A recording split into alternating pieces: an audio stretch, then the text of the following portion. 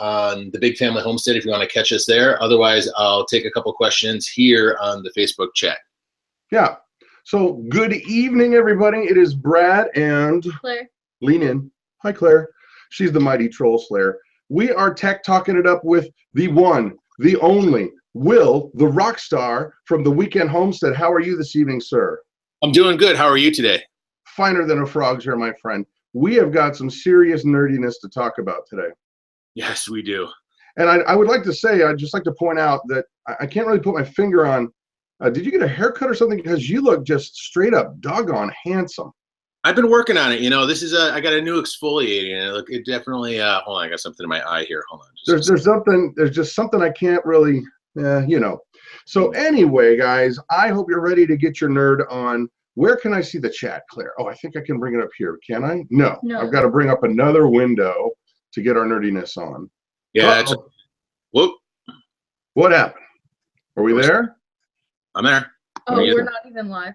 Oh. Okay, here we go. So this is going to YouTube, and we're going to find our nerdiness, and we will get officially rocking and rolling right now. I'll have to hit the mute on that, I'm sure. Hello, everyone on Facebook. We're streaming live on YouTube and Facebook, so we're come on down. Trying it out. We're seeing what works and what don't. Okay, so tonight we've got quite the little array of topics for you guys. We wanted to talk about some drones. We wanted to talk about their applications. Is it going to work in a homestead, or is it just a toy, or what kind of uses? We want to talk a little bit about free speech. There's been a lot of junk going on lately with YouTube and channels getting blocked and banned. I believe you've got a couple topics too, don't you there, Will? Yeah, we got a couple different things to cover. We can cover, some people are asking about Amazon affiliate programs. Some people were asking just about some of the stuff that we had left over from last week, so we can burn through all that too and stuff as we go. And just so people know, on the Big Family Homestead Network, we're also streaming on another spot right here, testing something out. So we're really using the Google Wi-Fi technology, which has never Which is crazy. Yeah, right now there are 4 streams going all at once, HD. So this is pretty cool, really. Yep. So, okay, one more thing, a topic that I want to get to if we can, and that is cryptocurrency, Bitcoin, Steam.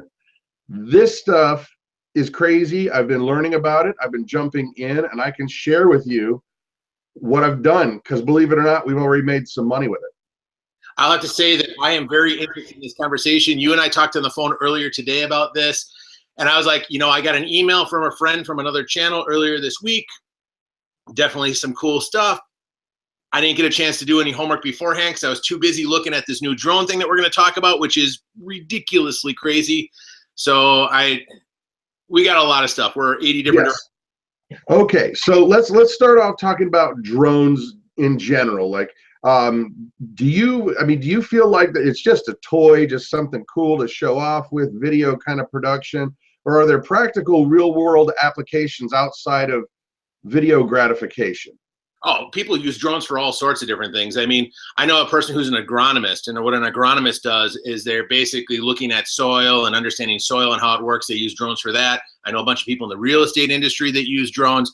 Drones can be used for a lot of different things in the marketplace besides just being awesome. So definitely something to talk about here, because there's just tons of applications. Of course, the obvious one for YouTube channels is to broadcast really cool video of different shots and things like that of your property, or something that you're at, or to give kind of a bigger image. I'm guessing at your big gathering coming up here, you're going to have the drone there and take some really cool video. So, you know, yeah, you know, the funny thing is that I'll tell you what, the batteries on the drone I have the GoPro Karma, and the batteries are expensive. It is $100 per battery, and you only get, honestly, about 17 to 18 minutes worth of flight time out of it. But that's kind of deceptive, because at about 3 minutes, it forces you to bring it back and land, which is kind of cool. It's a safety feature so you don't crash your drone. But I would have hoped for a little bit better battery performance. But let's talk about some more applications first, like farming. I would guess that farming would have to have some kind of cool applications, because you can get up real high, see where your wet spots are, see where the land is laying, be able to map things out better. I was also thinking it would be really kind of cool for folks who do wilderness kind of trail mapping. So you can get up high and you can see the lay of the land, you can see how things are going. And a lot of these drones, guys, they have GPS technology in them that's super cool. They can track where they go. You can put in GPS coordinates, and a lot of them will follow paths and remember where they were, depending on the drone. And so there's, I mean, even things like, any kind of agricultural or mining, I would think that would be great, because if you can get up and see where the lay of the land is in the dips and the valleys, then you're going to have a much better chance of figuring out what it is that you need to figure out for your application. No, definitely. And actually, it's funny that you bring up the trail piece, because that's actually what we use our drone for a lot on the property is, I don't know if a lot of people know this, but we bought the property and we've been kind of refurbishing some of the trails out there, connecting things together.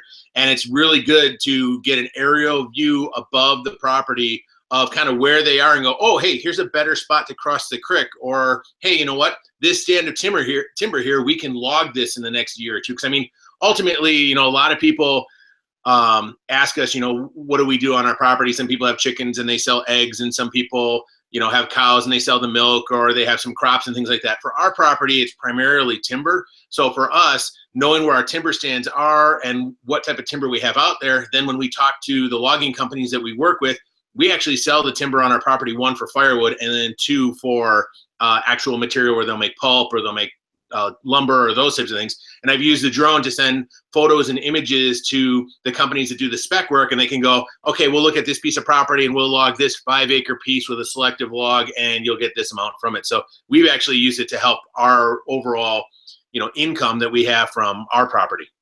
That's cool. Let's talk just a little bit about the dark side of drones. I actually got an email from a person just yesterday, and they were having a nightmare of a time with total jerk face people neighbors, and they basically were using the drones to go up and intimidate them. They would fly over their house. These people would yell profanity and stuff at them, and I actually, it was cool because I had the benefit of knowing what you're allowed to do and what you're not allowed to do with drones, because when I got my GoPro drone, it would not even fire up until I had gone to the FAA, and jumped through some hoops. They make you read some of the rules, some of the safety guidelines. You have to register your drone, or else you're not in compliance. And some of those rules, it's basic common sense stuff. The problem is that if you get an idiot with this thing, it's just like any tool. Like if you get some dumb person who's going to abuse it, it's going to make it bad for everybody. But some of the basic rules are, you're not allowed to fly it over any group of people unless you have a waiver. Like let's say that you're a news agency and you want to fly a drone in the Walmart parking lot. Well, you got to get permission. Number 2, you got to get permission to fly it wherever it is that is not your property.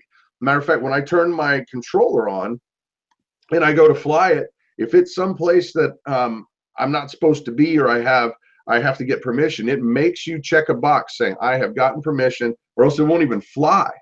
Other things, let's just see. Well, you can't go obviously within a certain amount of room between, like an airport.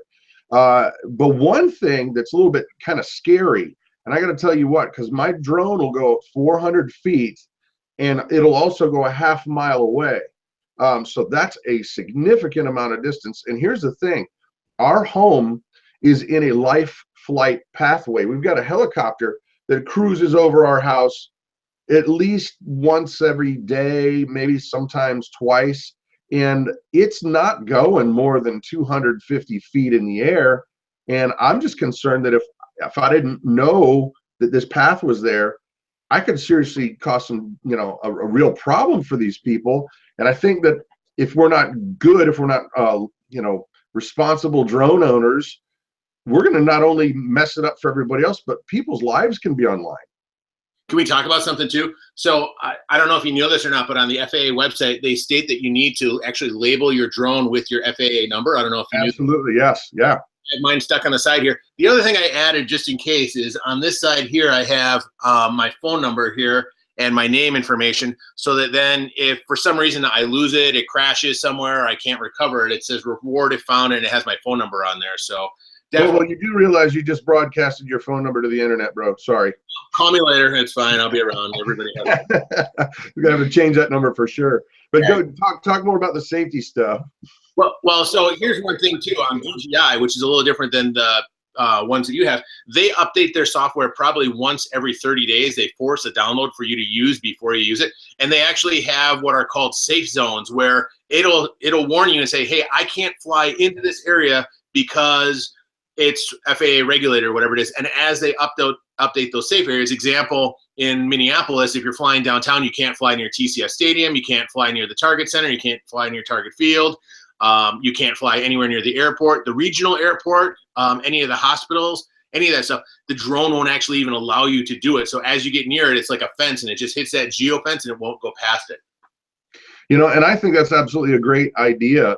I've never really tested mine in a way that would be like that. I've been wanting to go down to the Cincinnati. There's a big park down on the water because the Cincinnati skyline is absolutely beautiful. It's amazing, and I think some drone footage would just be awesome.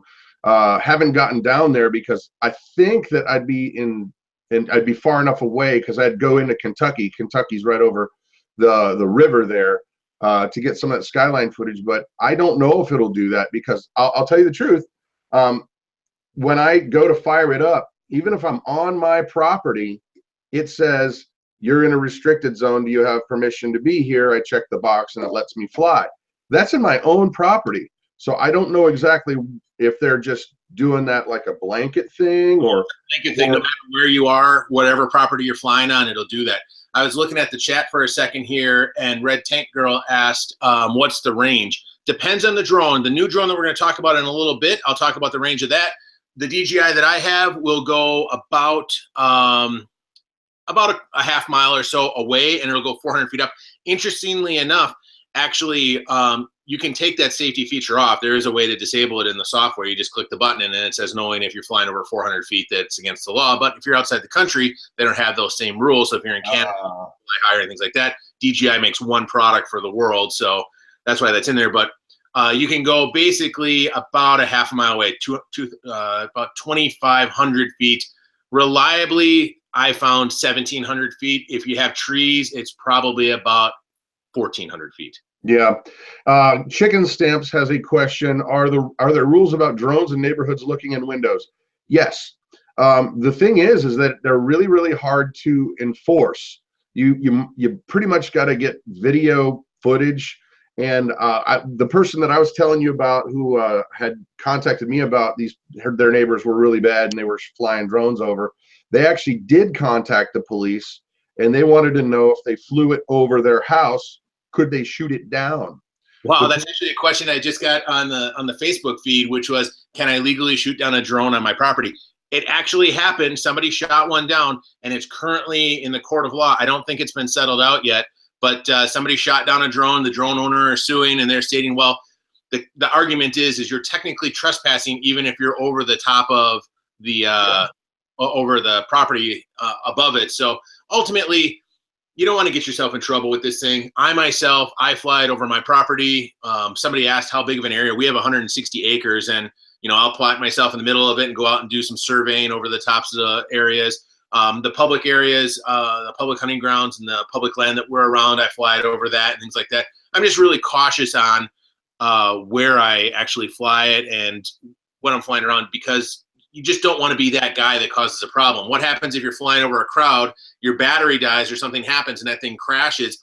Well, you've got something that weighs, some significant weight falling 300 feet from the air and hitting somebody. Someone will get injured. So you got to remember those things. Is the second you take off with this thing, you're responsible for it no matter what happens to it. If you lose control of it, whether it's software, hardware, or whatever, you're still responsible for it. So just be responsible when you're flying. Yeah, I agree. And I'm just thinking of real estate law.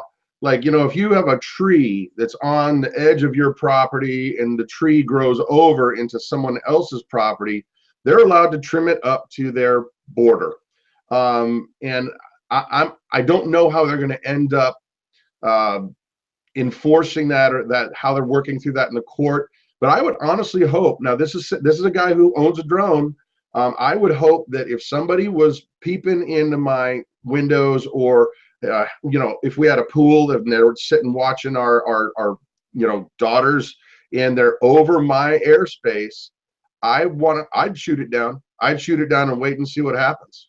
Did you know that there's actually a shotgun load that you can buy that has a little net inside of it? When it fires, it opens up as it flies out. I saw some advertisements online for it. I don't know if it's a gimmick or not or anything like that. I don't know much about it. I saw kind of a flash ad, but their whole thing is, somebody flying a drone over your property, instead of shooting like buckshot or a single slug at it, instead it shoots like a net out and it expands, gets caught up in the blades, and the drone falls to the ground. Well, now here's the thing too, just in terms of crashing drones, okay? Because I've been fortunate, I've crashed the drone twice. The once was not my fault, on Scout's honor. It lost. I was driving it, and it was over a railroad track, and I was coming up on a metal like bridge. And as soon as it touched that boundary where the metal was, it lost GPS signal. Went meow, bam. I didn't have any control over it.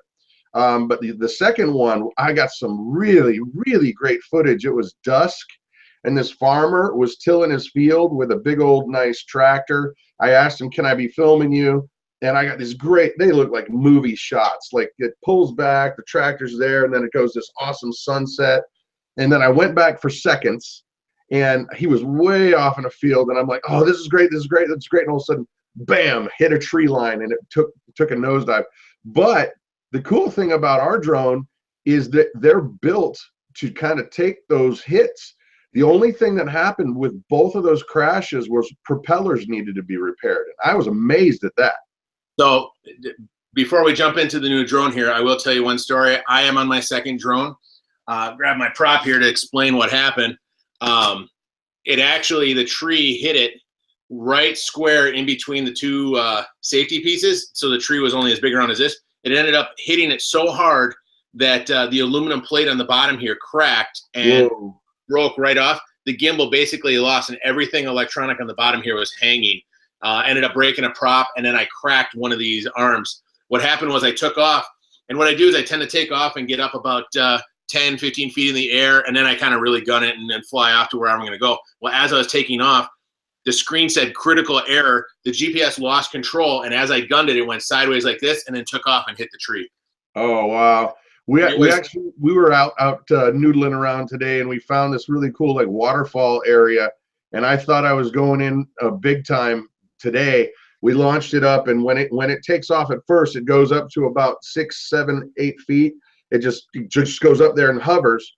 And when it did, it started chopping through some tree limbs that were there. But I was surprised. I was like, oh, but it stayed up. It just chopped the tree limbs up. And I got it on film. Yeah, I've had a lot of close calls with mine. The biggest one for me is I'm notorious for flying over water. And I'll tell you, like that water view, flying really low across and then kind of panning up over the top of the area. I've done that shot a couple times, and the missus tells me every time, she's like, if it fails, you're never getting it back, because it'll just hit the water and that'll be it. It'll just sink to the bottom and you'll never see it again. So, but Casey Neistat, if you know who he is, he has the best quote about drones is, if you're not willing to risk the equipment, you're not going to get the shot that you want. So that's right. I'm not saying you need to do that, but no, I agree, man. And it's the thing. I mean, I get very nervous, when you're driving this thing, because they're not cheap, guys. I mean, I had to trade off a really classic synthesizer that I had to get mine. And so you're right. If you ain't willing to risk it, then don't, just go safe. But now let's talk about this. There's a new drone that is breaking price barriers. It's breaking price barriers. It's breaking tech barriers. And you have the skinny on it. So dish the skinny, bro. I do. There's a new drone that came out this week. It actually launches on June 15th. There's a link in the text there for Amazon to go check it out on the pre-sale. The best part about it is it breaks some crazy price points. $499 DJI drone. It's called the Spark. There's two versions of it, the $499 and the $699. The $499 is just the drone by itself. The $699 comes with kind of the kit and the package. The $499 drone can be run by your phone. So just using your phone and your display on your phone, you can basically broadcast and control it through that. If you buy the controller kit, it comes with a controller similar to what the Mavic has. The drone will fly up to 300 feet away, so you're not going to get that 1,500 feet, but you're also not paying exorbitant amounts of money, $500 price point. And there's talk that potentially by Christmas it could be lower. So that's an option. But at 16-minute flight time, it's got a 1080p camera, which quite honestly is perfect for YouTubers. It's small and collapses. It fits in your backpack. You can live stream from it. The thing is it uses your phone, so whatever your Wi-Fi signal is on your phone, so if you have an iPhone 7 or an iPhone 6, it has a little bit wider Wi-Fi range, it'll work on that. And the controls are right on the screen. You can go right to Facebook. You can go right to YouTube, any of that stuff. But $499, the pre-sales on Amazon right now. Go $699 if you want the controller, but for a lot of people, this thing is getting some serious noise. There's people who are doing reviews on YouTube right now. Otherwise, I think if Claire can pop up the link, there's a link that we have to the Amazon pre-sale where you can see it. It comes in 5 colors, which who really cares about that? But if you wanted a red one, you get a red one, a green one, a white one, all this different stuff. It's got a lot of the technology that the bigger drones have. It just doesn't have the distance, the time, and the range. But the most important thing about it is that for most people, 300 feet up is a pretty good distance. 300 feet away is a pretty good distance. In all reality, a lot of the shots that Brad and I were just talking about, I'm not flying a quarter mile away to get that footage. I'm flying, 100 yards away to get that footage, or a couple hundred feet off the ground. I mean, you have to be 100 feet off the ground to get above the trees. So in most areas, so a couple things to think about. That's funny too that you mentioned the trees. I am starting now to get a whole new respect for the height of trees, because mine doesn't, the one I have does not come with any collision detection software. If you drive it straight, it's going to go straight. It doesn't care if there's a brick wall in front of it or not. And so I'm learning a whole new respect for the heights of things. But the collision detection, man, I wish I had that. The Phantom does that, does it not? Yeah, the one I have, it has 2 little detectors on the bottom right here that will detect, like if you want to fly indoors, it uses a sonar technology instead of GPS technology.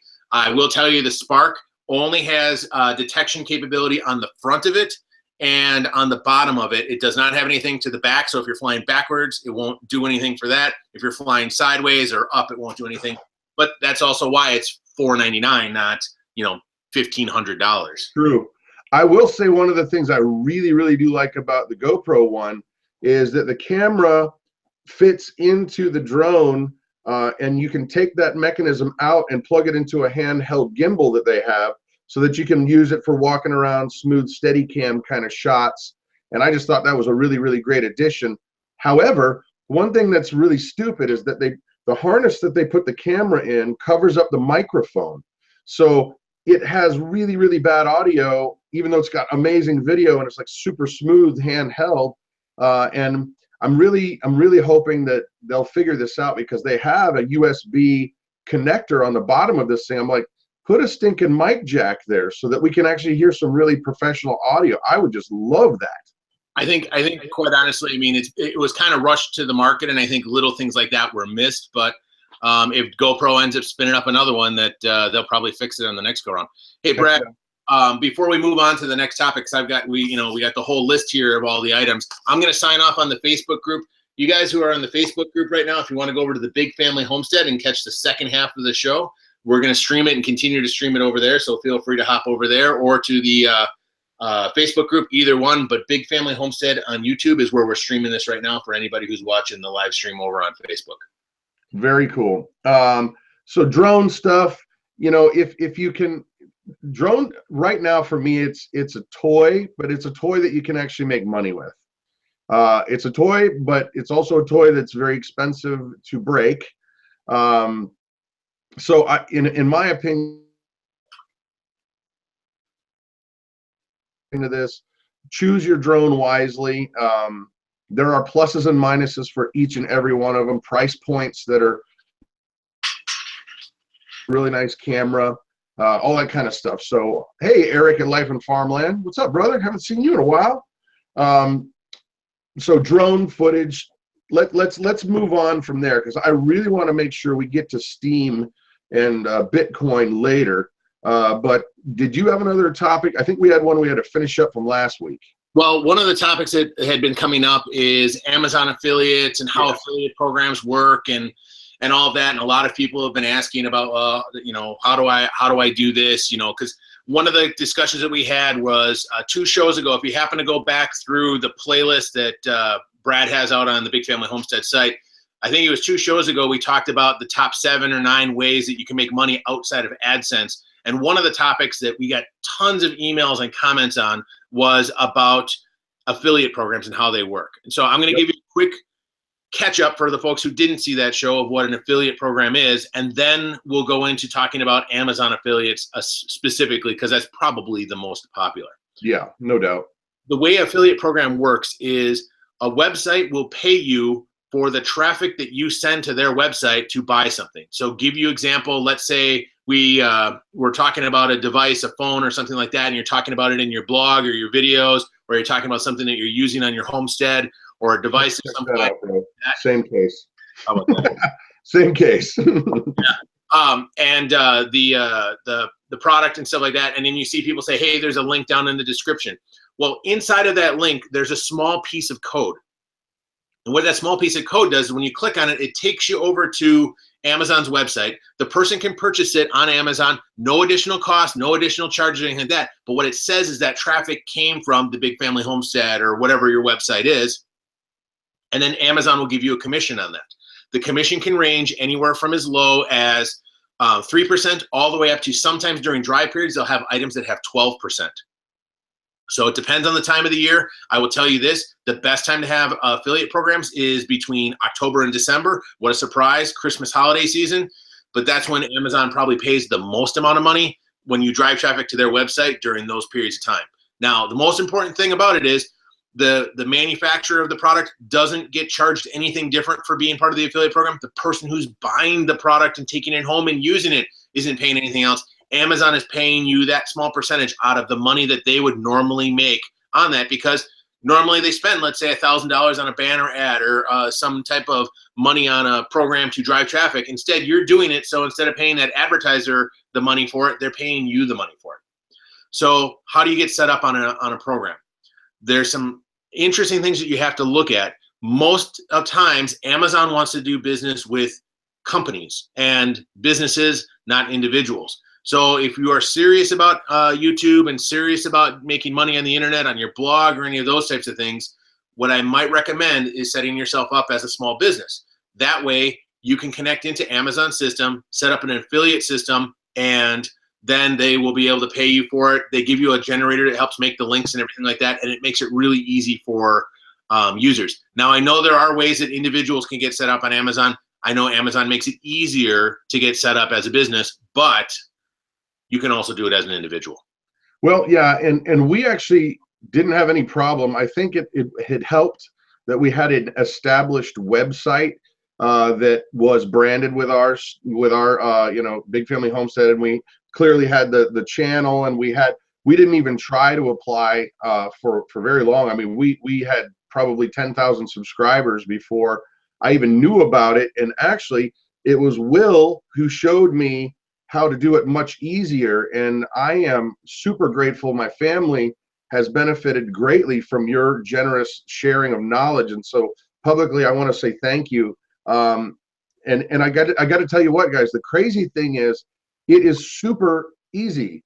However, I would say that you need to have a caveat with Amazon, because it's a temptation to throw a bunch of products out there hoping that people will buy them, just because they're in links in your description or you talk about it. But the danger is, if you're not careful, people are going to find you disingenuous, just trying to schlep products so that you can make a couple bucks. And so we are very careful putting the Amazon, like if we talk about something and then put a link down there, that's actually kind of pretty rare. There's always links down there that we put that is like the equipment we use and the cameras we use, because people ask for that stuff all the time. But plugging a product is, you got to be careful, because you ride that line of is this going to be just an infomercial, and people will shy away and they'll leave your channel. But by the same token, I've also found people that are extremely grateful. And here's a perfect example. I have rheumatoid arthritis, and it's severe and it's debilitating. And I used to be on a shot that cost me $2,500 a month. Well, not me, insurance. But then when all this insurance nonsense happened back with the whatever insurance plan, blah, blah, blah, they stopped paying for that shot. They said, Obamacare, they're not going to pay for it anymore.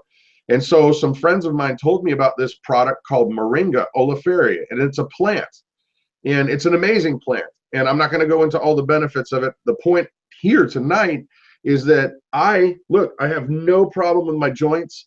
I have not been on that stuff for over a year, the medicine. And when I started talking about it on our channel, people said, we want this product. Please give us this product. Tell us what it is you're using. And when I started putting the link down in our description, people started buying it. And I kid you not, a week does not go by where somebody doesn't contact me and say, thank you, thank you, thank you. I used to be in debilitating pain, and now I can get up and walk. I can go to the store without any problem. And that kind of thing, I love those kind of deals where it's a win-win-win. We get a couple bucks, obviously Amazon and the people selling it get a couple bucks, but the people that are getting this stuff are benefiting. Don't put out crap just to make money, because you will get a reputation that is really bad really fast. Well, remember too, people came to your blog, came to your website, came to wherever you're producing your content for a reason. If you are the Big Family Homestead and you're not talking about homesteading, or you're not talking about chickens or family stuff or whatever, you're going to have a scenario where people are coming to you for that content. If they want to look up a review on a product, they're going to look up a review on the product. When they want to look up something on homesteading, they look up something with regards to your channel. And I'm assuming that everybody who's in the chat or anybody who's watching definitely would be in the mindset of doing something in the homesteading side of the business, or in the homesteading type of content production. So remember, people are going there for you first. If you came up with a website and you were a survival gear review website, people knew what they're getting into when they got there. And it goes back to that whole clickbait thing, people coming to you to look at what you have, and then all of a sudden you're giving them something else. I think of the Amazon affiliate link program and affiliates in general and those types of things as kind of the the side dish to the main course. The main course is your content. It goes back to the same rule that we say in almost every video, which is content is key. So absolutely. And I've often thought that just putting our Amazon affiliate link down there, that if people, the way I look at it is, if you're going to buy a product anyway, if you need a widget, like let's say you need a gadget, and you're already going to be buying that product, why not support somebody that you enjoy the content on? It's not going to cost you any more. It's not going to take a ding out of anybody else. But that's a way that you can literally give a couple bucks to somebody who is creating that content that you like, and it's no skin off your nose. Exactly. So, okay, and to set up an Amazon affiliate link, all you gotta do is you gotta jump through their hoops. You gotta fill in some information. They're gonna ask you how you're gonna promote it. Or they're gonna ask, do you have a website? Do you have a YouTube page? And it took a couple days, if I remember correctly, before they approved us. But just be truthful, tell them what you need to tell them. And then all it is you search products that you're going to associate, and they give you a little short link. That link goes in your description. When people click on that, if they buy something, you get a cut. Now, here's a cool thing that not a lot of people know. If you click on that link, if you click on a link that, let's say that you were looking at a survival rope, and you're looking at that and you're like, I don't really want a survival rope. But 8 hours later, you come back, or that person comes back and buys a motorcycle. The cool thing is Amazon keeps track of that. And if you have your link is active for up to 24 hours. So even though they did not come and buy your rope and they bought some other item, you get the commission on that item up to 24 hours later. So if they bought something 23 hours after, you still get that commission.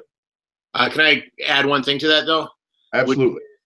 They have to make an initial purchase before the 24-hour clock starts. So if they buy, a box of toothpicks and then an hour, 3 hours, 10 hours later, they buy an electric scooter, you get the credit. If they go to the website and they don't buy anything and then they leave and then come back later on, you don't get the credit. Unless they go through your portal. Correct. Okay, yep. let's take it a little turn here, guys, because we're gonna talk about something that might blow your brains just a little bit. I'm gonna look at the comments section. Who here has heard of Bitcoin? Who has heard of Bitcoin? So I'm looking. I want to just drag this out a little bit because it's an important thing for you guys to understand. Bitcoin. I'm waiting. I know there's a delay.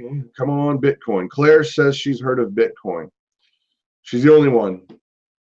Yankee 4 has heard of Bitcoin. Chris has. She's a bottler has. Kathy has. Nancy has. Sinclair, Flannel Max, Lester. Okay. For those of you who do not know what Bitcoin is what's called a cryptocurrency. And what they have done, normally to make money or to have money, you need something that is universally transferable. It has value, and it can be also a number can be put on things, and it retains its value. Okay, so cryptocurrencies are different, and basically these guys came up with a way to make an insanely difficult math problem, and they have made value in the security of that math problem. And so what you have is bunches of computers that are crunching numbers, and it makes this thing that is absolutely not able to be cracked, and it keeps getting harder and harder and harder and harder to be cracked. And in that security, they're, quote, mining for Bitcoins. So when it gets to a certain level of hard to figure out, it creates value, okay? And so it's virtual value, but it also can be traded in for real and tangible stuff. Now, that's a little bit hard to bend your brain around. So basically, you've got all these computers making this math problem harder and harder and harder and harder. And in that process, it's creating Bitcoins. Now, I want to tell you guys before. Hi. No, I just wanted to see your glasses. I was just reading something really small. Sorry. Hold on. Before you just completely poo-poo Bitcoin, here are some companies that right now today you can go and buy their services, you can buy their products with virtual money, with Bitcoins. Subway, Microsoft, Virgin, the airlines, Tiger Direct, Newegg, Dell, Mint.com. Whole Foods takes Bitcoin. Expedia.com takes Bitcoin. And the list is growing and growing and growing and growing, because here's the thing. A lot of people are running away from the idea that the dollar has value, because it really doesn't. All it has is whatever value the government and the Fed say it has. Does that make sense? You follow me so far there, Will? I'm with you on this one. Here's my question, and I think a lot of people are asking the same thing: is what you talking about, Willis?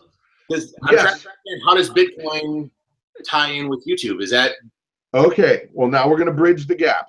All right, here we go. I needed to talk about Bitcoin first, because people have to understand that it's a thing that is mined and it has value, even though you never heard about it. Okay, value is an idea. It's just, a dollar is worth $1 because our Federal Reserve says it's worth $1. Well, what's a dollar worth? You know, can you buy a candy bar or can you buy a truck? Well, that's all relative. But the thing is, Bitcoin has value because people give it value the same exact way. You can go buy a plane ticket to England with Bitcoin. Can you convert Bitcoins to cash? Yes, sir, you can. And there are plenty of places that do it. I've met people who've bought houses with Bitcoin. I've met people that have purchased cars with Bitcoin. There is a story about a dude who, well, basically, here's the math. About 10 years ago, if you had purchased $25 worth of Bitcoin then, today it would be worth about $19 million in real money. Now, here's the thing. Cryptocurrency. That's the idea. It's fiat money just like everything else is, but you can buy and sell and trade and do. There are markets for it. There are exchanges for it. And that brings me to this. YouTube has been increasingly locking down and clamping down on people that don't agree with their theologies and their ideologies and their political stuff. They've been shutting down channels and censoring channels that are Second Amendment channels. They've been shutting down channels that talk about radical Islamic terror. They've been shutting channels down left and right. And I heard a friend of ours, a channel of ours, who his name's An American Homestead, Zach over there.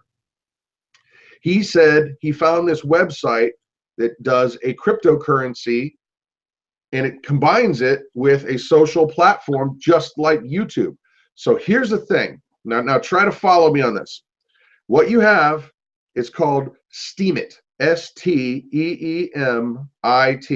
It's a website, Steemit.com. And what is happening is they make a cryptocurrency called Steem. So just like Bitcoin, you got another group over here that's creating these crypto money. And by the way, guys, the government can't track it. They can't control it. They don't have any, it's completely anonymous. That's another reason why people are really, really digging these cryptocurrencies, because the government can't tax it. You can earn all you want, buy what you want. They didn't even know it happened. So now what you've got is you've got this website and these group of people that are making Steem instead of Bitcoin. It's the same idea, but Steem. Now, here's the thing. This is where it gets a little bit, wow, that's kind of cool. They have this website called Steemit.com. You can go on there and set up an account, and it's free, and they issue you, I believe it's like 1.001 Steem. And what happens is you can be a blogger, you can be a video person, you can create any kind of content you want. You post it there, and then people vote it up and down. They can give you Steem. You can earn Steem just by being there. And if you don't even create content, you can go and vote people up and down. You can chat, and just by participating in the process, you're given a portion of the Steem that's created. So this is cool. So if you are just a viewer, let's say that you're out here in YouTube land and you're like, you know, this is great. I love the interaction. I love talking with everybody. You could be doing that exact same thing on Steemit, but you'd be making cryptocurrency money just by watching, referring, liking up and down, all that kind of stuff. You will be making Steem money that you can then trade for real cash. You could sell it, you can buy it. It's a market commodity just the same way the Dow is. You can hedge your bets and, you know, let it grow, or you can buy a car. You can do anything you want with it. So the people that are creating content are making, they get Steem for doing that. The people that are participating get it as well. Let me ask a couple questions and maybe reiterate a couple things. So tell me if I'm describing this correctly. When you're on YouTube and you're watching a video, you don't get paid to watch videos. If Correct. you're a producer of videos and someone's watching your videos, you get what's called AdSense dollars, which quite honestly have been shrinking and shrinking and shrinking. What these guys have produced is another website that basically you could upload content as a creator to, which then if people watch that, you get credits and points that eventually you can cash out for either hard goods or physical money that you can take down. And the nice thing about it is that marketplace that's being set up right now is, one, it's new, so it's kind of a new frontier that everybody's moving to. But two is it's not policed the same way as YouTube, where if you have a show like, there's a guy named Hickok45. My understanding is moving to that potential channel where he can post his videos, he can post his content and things like that. If people like it and they vote it up, give him thumbs up, or they give him votes up, or they watch his stuff, they get credit for that, and then he can take that credit and turn it into real money. So it's the exact same thing as YouTube, except that it's using virtual currency that you eventually have to turn into real currency, versus YouTube where it's real currency, but it's really small. Yes. All of that is absolutely true. I'm going to give you the website that you need to look at to show you ours. So Claire, it's steemit.com/ the @ okay. BF Homestead. That's our Steemit thing. Now, what you're going to do is you're going to go on there and you're going to look and you're going to see I've posted some videos that we made a long time ago. And you're going to see that people are voting it up and down. And you're going to see that some things have made some money, some things have not. And then if you go over on the top, there's a thing called a wallet. That's my virtual digital wallet. And I just started doing this the other day, and I think we're at like $70 or something like that. But you can see our Steem, and you can trade it. You can, it's a crazy thing. It's just like money, but it's virtual. Now, An American Homestead, Zach, if you go onto his, he only did it about a week longer than me, and he's at like $480 in Steem money. And if you start looking around at people that have only been around for 6 months, and they've got $50,000, $80,000, $75,000, $90,000 in Steem money that they can trade for real money, or whatever you want to do. You can swap it into Bitcoin. The thing that's crazy about it is that there is no way the government knows where it is. They can't track it. They can't do it. But now the other side to this, guys, once again, I can't reiterate this enough. If you're not a content creator, you still can earn Steem by going on, watching people's things, commenting. There's a statistic that they call reputation in the Steem world, and your reputation is really important. So if you start recommending, really good articles that come up and they start to come up, you get a cut. You get a cut of that success. But if you just are lazy and you're like, oh, this one's great, and they're crappy articles or crappy videos, then your reputation will go down and you will lose influence, which means you'll get less Steem. But the bottom line is, even if you're like a blogger, let's just say that your thing is, I'm going to sit down today and I'm going to write a blog on like Bizarrizajizza. There's a channel called Bizarrizajizza, and he talks about like the apocalypse. So all he'd have to do is click on make an article. He starts typing, puts in a few pictures, publishes it, bam. He could make $100 that day. He could make $1,500 that day. He could make 15 cents, but that's the way it works. It's completely not regulated. It's deregulated, and you have the potential to make as much as you want. Well, let's talk about one thing too, which I've seen come up a couple times in the chat here, which is and I don't know your opinion on this, Brad, but my opinion of it is I do Instagram, I do Facebook, I do YouTube. I put my content down in a couple different places. I'm looking at this as just another place to put content. We don't know if this is going to be the next big thing or if it's going to be a flash in the pan. I'll be honest though, if all the good content creators that continue to get screwed over on YouTube say, forget it, I'm not putting my content there, and they start moving the stuff over there, remember, content is key. Content is king. And I want to jump in there, and please remember your thought, because right now the way that it works is I actually just take a video link that I've already made from YouTube, I put it right over into Steemit, I type in like a paragraph, and I'm done. So it's content I've already made. But the good news is Steemit is getting ready to launch their own video streaming server where you won't even have to deal with YouTube at all. You make your content, it goes up there, you're off to the races, and you can say whatever it is that you want to say about freedom. You can say whatever it is about the Second Amendment. you can say whatever it is you want, and it will be completely not regulated by the YouTube Nazis. Right. I mean, that's the one thing is if all the content creators start producing their content and moving it over to, what is it, SteamQ, I think is what they're calling it, or something like that. That's the new thing, yeah. So if all those creators start going there and all that good content is there and people want to still consume that content, they're going to go over there to watch it, which then will put more viewers over there, which means more content creators will go over there, and it'll start kind of growing on itself. This type of thing is on the very, very cutting edge of where technology is. And creators, quite honestly, I've heard about this in a lot of different YouTube groups that I'm in and a bunch of different places out there that have been talking about this because they're getting tired of their ad revenue. If you look at your ad revenue today versus a year ago, for most people, it's about 60% of what it was. Yep. It continues to drop. And some channels, they've lost all ad revenue. I know there's a gentleman named Philip DeFranco who does a news program, and when he talks about terrorism on his news program, he's just reporting the news. He gets demonetized because the algorithm catches it as he's talking about terrorism, so he must be a terrorist, and they demonetize his videos. So those types of creators are now starting to move their content there. If the content moves, the people will move. The point is, I put stuff on Facebook, I put stuff on YouTube, I put stuff on Instagram. I look at Steemit as just another place to put content. Yep. People will find you.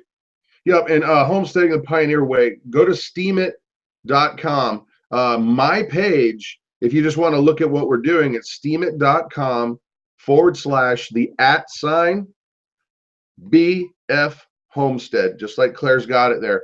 But now I want to reiterate, guys, because here's the thing. I make videos. We have a homestead. That's why we got into YouTube. I can still do that with Steemit, but here's the thing that's great. If you are just a writer, write. Put some pictures up there, and that content can make just as much money as anything else. If you're a photographer and you just have this, like, let's say that you like still images, that works exactly the same. Any kind of content that you can put up there, people are going to find their niches and they'll attach. However, guys, one of the things I got to point out again is even if you're not a content creator, you can still earn steam by participating. And that's something that's kind of foreign and new. I mean, you mean they're going to pay me to get entertained and read? Yes, because your reputation is going to push the good articles up and the bad articles down. So you are valued in helping good content to rise and the bad stuff to kind of fall away. Exactly. That's the thing is if you ever heard of a website called Reddit, that's actually how it works is people post content on there and then the community regulates what's good and what's not. So if you post something and it's kind of poor quality or not exactly accurate or clickbait or whatever, that stuff gets voted down to the bottom. And let's say you produce a really good piece of content like Zach does over at American Homestead, then all of a sudden that stuff starts moving to the top because people upvote it. So it's kind of a cool way to regulate because like right now when you look at stuff on YouTube, yeah, you can see which ones had the most views, but it might be the most views because it's clickbaity and everybody leaves right away. You know, so this way you can kind of know the content that you're getting into, which is kind of exciting for me because then you know what you're going to look for and you can look at the stuff that you're interested in. And if you create great content, people are going to vote your stuff up. Yeah, and I love the way you said it earlier is that you're already making this content. Why not use it as another outlet? We don't know if Steam is going to be the next big thing or maybe it'll just fall away to the roadside. But I can tell you this, right now, I'm looking at people that are making serious money off of blogging. And it's not because their blogs are, you know, earth-shattering. It's because of the way they've constructed this community and it's creating value out of Steam. And there's more to it, guys, and we've only scratched the surface on how it works because you can have Steam dollars and you can have Steam power. And that can like if you have what's called Steam power, you can make an article go up further and faster by giving some of that Steam power away, and it doesn't cost you any money. You can join without a single penny, which is exactly what we did. I went through the process and we got our Steam. It gave us like 0.0 whatever it was, and we were off to the races. Or if you were like, no, you know what, I'm just going to go ahead and give $5 and then I'll have X amount of Steam to start with, you can do that too. But I just think it's so cool that this opens the door to anybody, any kind of creativity that you want to do. If you're a painter, paint, stick a camera up and paint. If you're a blog writer, do it. If you're a travel person, do it. If you're a gardener, do it. And you know what? Your content is going to get you a lot further and faster, unfortunately, than YouTube ever could.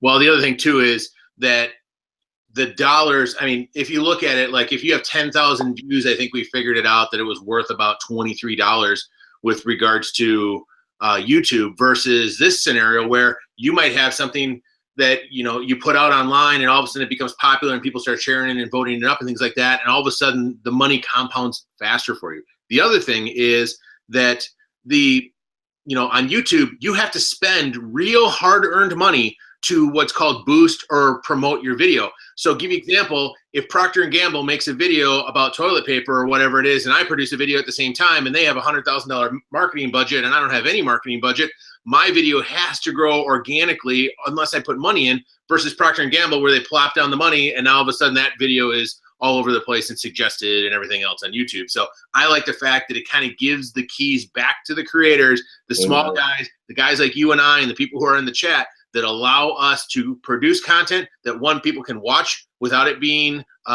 censored, segregated, and two, we're going to get rewarded for what we do, which is the most important thing. And third thing and last thing is you can take stuff you've already done and put it on there. You don't have to create organic and brand new stuff. If you're creating stuff for YouTube, Facebook, or wherever, just put it over there as another way to hedge your bet.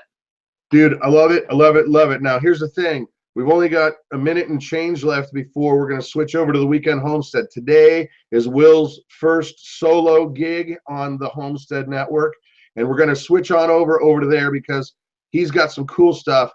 I want to talk more about Steemit, guys, because there are some things that I've learned. There's tricks, there's tips, there's ways to post that are going to get you viewed a lot faster, and there's ways not to. So go over there, get an account, and by all means, start voting my stuff up, vote Zach's stuff up, and then we'll start voting your stuff up. And it's a big circle. That's how we're all going to make the Steam money. So don't forget about us in that. But also, before we go, Will has shared a lot of information with us, guys. Please, please, please open up another window.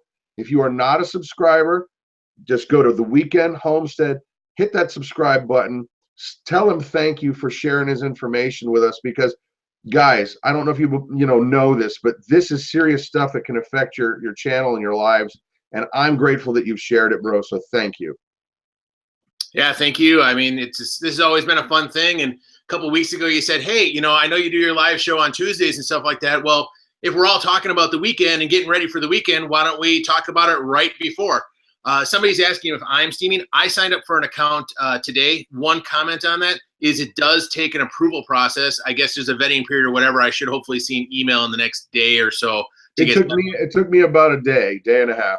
Yep. So I will be putting my stuff up on there. We're still going to do the Thursday night tech talks, but starting this week, every Thursday night, over on my channel right after this, we're going to do my live show, kind of the weekend update. We're going to talk about what we're doing on our property. We're going to talk about the Homestead Network and what's coming up on some of the shows for that. We got a whole bunch of other things that we're going to be covering. I try to put together a little thing to kind of, lay out some things. One of the things we're going to talk about tonight, I don't know if you remember those letters that I told you, but I got those were cool. So one of these letters, I got it actually translated, and I'm going to read what somebody was writing about on August 16th, 1938, on the cabin that we have over on our property. We found a bunch of letters, and they're written in German from the 20s and 30s, and I've gotten some of them translated. So we're going to go through that tonight and a whole bunch of other stuff. So everybody, we're signing off. Thank you for coming over. The Weekend Homestead, we're over there right now. We're going to shut this down. We're going to give Will about 30 seconds to catch his breath, and he'll be back. So thank you, guys. Have an awesome night. We'll see you back next week. Thank you. Thank you for having me. 8:05 is when we start ours. All right. Roger that. See you then. Thanks.